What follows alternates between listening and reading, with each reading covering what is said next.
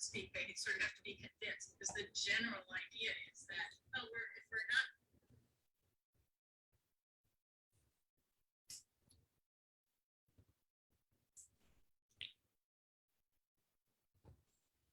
Okay, Laura, we are live here. Feel like I'm a little slower than normal after the summer break, but we are back with Quantum Leap, and great to have you. I did want to just give a quick check in on the show. We actually have Corey, not my esteemed co-host. He's actually still on vacation, so he's not going to be joining us. He's actually taking his daughter to Disneyland, so I know he doesn't get much time off, so I'm so glad that he can get time off. And so just be us today. And I'm just going to save my check-in on Quantum Leap for next week. We normally do a little check-in, and we're just going to get right to your segment. So just for those of you who may not know Laura, she was actually one of the first people I met when I started working in Oakland. She used to produce this chamber luncheon for small business with her colleague, and it was just a beautiful kind of small group that got together every month. And I was always struck how she had just pretty much the coolest business, because it was remote before it was like everybody had to be remote. So I'll let her tell you about that, but it's a very interesting, unique business. I feel like I don't quite do it justice when I tell people what it is, but it's really connecting some of the most important people in our society, the spouses and people connected with the military, with businesses who need virtual assistants, who need things done. So she just has a great business. She's a great businesswoman and networker and person. And she actually recently moved out to Texas. So she still has some Bay Area roots, but she's out in the Lone Star State now. So I'll let her fill you in on the latest on her move. And with that, we're going to get to Laura. If you don't mind just introducing yourself, tell us how you are today and what you do with your business, Laura. Sure. Hi, everyone. I'm Laura Renner, the founder of Freedom Makers. And thank you, Dave, for a very kind introduction. And yeah, I do remember meeting you when you came to that meeting, and then you became a regular, and it was just always neat to see you there and see how your business grew as you delved into the East Bay networking circles. Yeah, and so and I think some of that came from those relationships that you made in the chamber group, right? And so that was neat to see, including us. So yeah. So how you do business, and I mean, I think just that small group nature, and I still, my business coach, for example, went and met a bunch of people there, and some of those people are in my Rotary now. So it's kind of a small network that it's amazing. I think the hardest thing is to really just get started initially, but once you meet some people, then you really see, oh, I can do this kind of networking thing, so to speak. Yeah. And I think too, what I liked about, I know this is off topic, but what I liked about it was, we called it BRN, which originally stood for Business Referral Network, but eventually we changed it to Business Relationship Network, because that's what it's all about. But that's also what Oakland's all about. Like, it wasn't an exclusive group. You didn't have to be a chamber member. You didn't have to be a member of that group. It was just about relationships, right? But I remember, yeah, your coach came and I said something about my goal for the year was to grow by like 57% or some random number. And she said, no, you're going to grow way more than that. And boom, it happened. I'm like, just when those little seeds get planted from wherever, but they only get planted if you're around people that are planting seeds, right? And so that was neat. And I never followed up with her to let her know that we did blow past the 57%. I'll make sure I mention that. I just knew your business was special, and I heard you say it, and so it's great. We'll talk more about that, because I'm interested in hearing a little of that progression too. So yeah. Sure. Yeah. So I guess a little bit about me. I came up as an Army brat, and then I joined the Air Force and got out after like 6 years, went to business school, started a business, failed spectacularly, got a corporate job in HR, and that's really what kind of got me into HR. I was always fascinated by people to begin with and worked a lot with people, but that corporate job is what formally got me into HR. And then started a second business that was in the recruiting space, and it just wasn't working out. I just wasn't happy with it. But I was meeting a lot of small business owners who weren't ready to hire, but they still needed help. They just weren't ready to hire someone like an employee. And at the same time, my brother is also in the Air Force, and he was getting ready to move. I just had that conversation with my sister-in-law that I had multiple times before with her, and just watch my mom go through it and watch friends and coworkers go through it, where the spouse is always having to find new work every time they move, because oftentimes they can't take it with them. And that led me to start Freedom Makers, where it could be, this untapped source of talent in the military spouse community, and this unmet need in the small business space of support that's not, how do I want to say it? Like, not even, what I noticed was either they weren't ready to hire because they were just afraid of that commitment, or they were like, do I have enough revenue or enough consistent work to hire someone? And they weren't sure. So it's like, that's a big commitment to hire someone, even if it's part-time, it's a big commitment. So something like a virtual assistant is more conducive because it's less of a, I don't want to say less of a commitment, but in some ways it's less of a liability, if you will, from a revenue and a employer perspective. And so that's where I put the two together, and that's how Freedom Makers was born. Yeah, I just love the story of it and the business. And I just thought it was one of the most interesting businesses I'd ever come across. And it still is. And, part of that's how you sell it and your story. And I think, I've always really admired folks in the armed services and their kind of work ethic and just how they operate. And it's just beautiful how you were able to translate that to business, where you're helping other people who are also in the armed services, connecting them with the same kind of success story. So, and it was also kind of before virtual assistants were the big thing. You were right. You kind of came right before the cusp on, both the virtual business, but also the virtual assistant kind of gold rush, so to speak. And if you don't mind just telling us kind of what you, the services that you provide, like if people aren't familiar with virtual assistants, like what are the Freedom Makers, how can they help, businesses out there, and kind of who I was going to ask about your ideal client a little later, is my $1 million question, I like to say, but who are you looking to help out there, and how do you do that? Sure, that's a great question, because I think oftentimes, or maybe prior to COVID, if someone had heard of virtual assistant, they thought it was like personal assistant, like go get your dry cleaning for you, which seems a bit frivolous, for lack of a better phrase, for a small business owner, right? Like to be spending money on that. But what, especially with COVID, it has helped people realize it's really anything that can be done from home. So for us, and part of going back to that ideal client, what we've realized is our clients tend to be solo business owners or small teams up to maybe 10 people, right? So they're doing everything, their IT, their finance, their marketing, their operations, their customer service, their sales, right? That business owner is doing everything. So when they hire a Freedom Maker, they get support in any or all of those things, which then also benefits our spouses because they get to be the Jane of all trades. They can dabble a little bit in marketing, they can dabble a little bit in operations, they can dabble in customer service, like they can play to their strengths. And what we found is we tend to attract spouses that one of their strengths is doing a little bit of everything.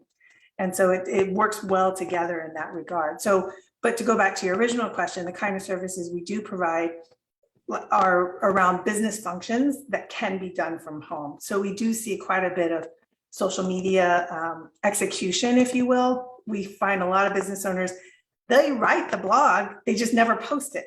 And so just sort of that execution, the consistency is key, right? Email management, calendar management, ensuring follow-up happens, again, that consistency. And then sort of like data management, if you will, not in the regards of like big tech type data management, but rather, here are my 30 business cards from a networking event. Can you make sure I follow up with them and that they're inputted into our CRM, that type of data management. Those tend to be our popular requests. Great. And if you're just joining us, the name of the show is Quantum Leap. And, what I often say is a quantum leap for somebody's business might actually be getting that virtual assistant, because that can free you up to do so many other tasks and really, kind of exponentially transport your business. And, I was fortunate enough to recently, have my assistant help with some things, who I used to work with more on some bigger data projects, but it really lightened the load and it really can be a real game changer. So I think it's really helpful to have people out there who know how to work with people virtually. I see from somebody who's trained people before that, it's hard to just take somebody new off the street and have them be your virtual assistant, because but if you have people that you've trained, they know how to work, you can just plug them right in and it can be a huge boon for a business. So I did want to just ask you about and this is kind of Corey's area of expertise, something we like to focus on the show about. If you have a why behind your business, the why behind what you do, and just if you don't mind telling us what that is in your own words, or as you believe it, if Sure. Yeah, so I know it's probably going to sound cliche, but a big thing for us is freedom. That's kind of where we came up with the name as well. So for us, that was when I was starting, it was like, I don't know if it's necessarily a why, but it's our guiding principle of what provides the most freedom. So for our clients, that means we don't have a minimum hour requirement. They can use us as little or as much as they want. For our freedom makers, we never assign work. They get to choose the work they want to do based on their strengths and what they're interested in.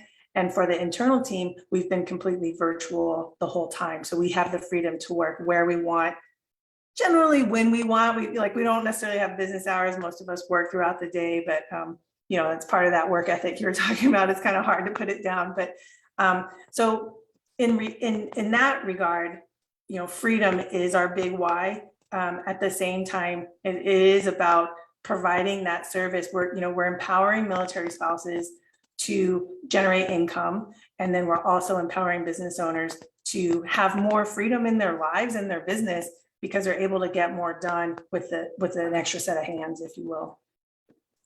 Great. Yeah, I actually got halfway through a video I was producing on, support for the armed services, called "Freedom is Not Free," because it really takes big effort, from the folks in the armed services to provide freedom. And, what you guys do is provide freedom for the clients, but also freedom for the spouses to live their ideal life. So it's just such a great core value, and exactly music to my ears. So. I always joke that part of the reason we're named Freedom Makers is because at first, when I would call them VAs for virtual assistant, oftentimes people confused us with the Veterans Administration, or the official name is Veteran Affairs. And I remember once there was even a prospective client who was a veteran, and I said, "Have you ever worked with a VA before?" And she misheard me. She's like, "Yeah, I go to them for my healthcare." And so we needed a new name, and what better than to include our why in our name? And so that's how we came up with Freedom Makers. But as cliche it sounds,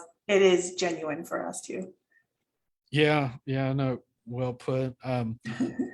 What do you see as the future of remote work? I know it's been kind of a crazy ride where we've been the last 5 years, but what are you looking forward to in terms of remote work? Yeah, I think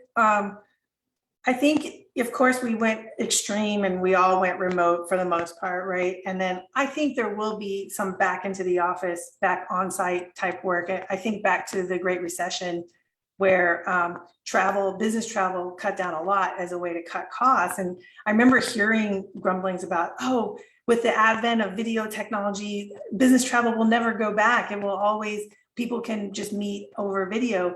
Now, granted, that was back in 2008, 2009, right? So the technology wasn't where it is today, but business travel came back even more than it was before the Great Recession, right? So I think there will be a back to the on-site push, just because you can't replace that human interaction. However, I don't think remote work will go away either, right? Because especially in the small business space, we've learned that there are a lot of things you can do without being in the office. Like, you don't need someone in the office. And if you structure it right, you never need them in the office, right? Like, part of why office work was necessary was because you didn't have strong systems in place. So you would get stuff done because you'd overhear, oh, they're talking to this client, I need to let them know something about that client. So you would, or you'd be like passing each other in the hallway and say, hey, we talked about this and this is what we're going to do going forward. And that fails really horribly in a remote setting. But if you have the systems in place or the structure in place to have remote communication, which has real people, I think, have really come to understand because of COVID, then remote work will stay. And so I think, especially in the small business space, people have come to rely on those tools, and they see how, to your point, it's for a lot of people, it's quantum leapt their business. So why leave it? It's cheaper and it's more efficient once you have the right tools in place. And COVID really propelled that. So I think it'll be here to stay, definitely in the small business space.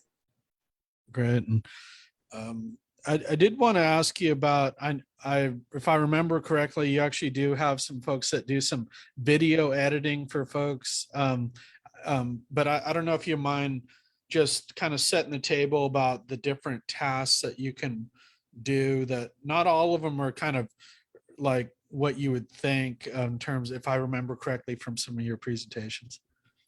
Sure. Yeah. So it always depends too on who comes to us, right? So I remember, we had someone who, prior to, I think she had already married her military spouse, but they hadn't had kids yet. So she was working for like CNN, NPR, doing video production, video editing. And then I think once, if I remember correctly, once she had kids and with all his deployments, it just wasn't tenable to maintain that work. So she stepped away from it. So the nice thing is that when someone like that comes to us, we can really, amplify their capabilities to support our clients. The downside of that is that if she were to ever leave, we'd lose that, right? And so, but to that point, like that going back to the remote work side of things, there's so many tools that you can learn quickly if you're tech savvy. So even if someone has iMovie and the client is not a professional videographer and they just need some basic editing that someone knows how to do from using iMovie, that's something that we can support, right? So I don't know if that really answers your question, but the thing is that for us, it's all about consistent execution. And when you have the tech savvy people who can learn tools quickly, like once you know a CRM, it doesn't matter necessarily which CRM you know, the other ones are pretty quick, easy to quickly pick up. So then that, right? So like one client might come to us and be like, I use this CRM. Another client comes to us and says, I use this CRM. Well, that's fine, because we have people who know CRM in general. They know the purpose behind it. So they're able to pick up on the different software, because small business tools are made to be very easy to pick up, right? And so from that, the different types of tasks we can do are really about executing sort of consistent tasks. So follow up with clients, posting on social media, email management, those types of things that need to be done consistently, that as a business owner, you don't really have time to do consistently. I don't know if that answered your question. Yeah, no, that did. And I love that focus on systems, because I see how important that is, and it can save a lot of time, and that most people don't even have that expertise to do that well. So even if they're doing it themselves, there's no way they can achieve a lot of the things that you can achieve. And just that kind of institutional knowledge that you guys have developed on a number of these things. And I say this from hearing you present at least a few times, which was great presentations. I know I don't know if you have any of those videos on your website, or I know there are some materials on your website too, worth checking out. But I did want to pose another question, since we have a bit more time, about your work you serve clients really all over the US. I don't know if you work internationally too. Could you just talk about, where you serve your clients? Sure. I think we have had a couple international clients. They were American-based businesses, but they were living abroad. So from our purposes, the only thing we really had to consider was time zone difference. However, we do have spouses that are stationed abroad. And so they will be up, they of course are a part of our network, and depending on their availability and the client's comfort level with working with someone in such a different time zone, we'll match them as well. And so, yeah, we haven't necessarily had any clients that were international clients. We have had a couple British military spouses. And so that's been, of course, their Western management practices are very similar to ours. So, we don't see much of a difference as far as that goes. But yeah, that's always been interesting, handling spouses stationed abroad as far as time zones and availability and things like that. Oh, great. And I know you still are in the Army Reserves, if I remember that correctly. Air Force Reserve. Air Force Reserve. Sorry, that was an insult here. But, well, very good. Well, I think we'll wrap it up there. And thanks so much for coming on to tell your story and let us hear about your very impressive business. And great to hear things are going so well. Oh, thank you. It's been a pleasure. And thanks for having me on. Thanks. Bye.